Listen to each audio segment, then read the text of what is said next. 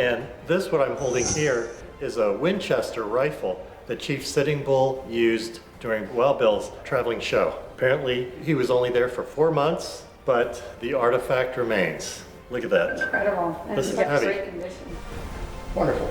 We just got to see Sitting Bull's rifle and Tomahawk. And the Tomahawk, Tomahawk yeah. was neat. The rifle's pretty amazing too. I'm fairly certain it's a 45-70 Winchester lever action, which is the gun that won the West. So that was pretty neat.